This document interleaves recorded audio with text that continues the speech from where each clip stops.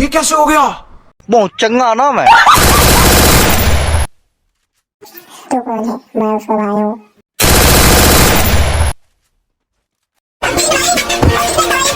मेरी मौत का फैसला मैं करूँगा।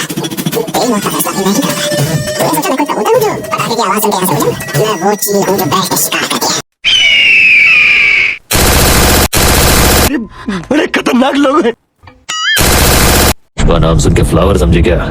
फायर है मैं।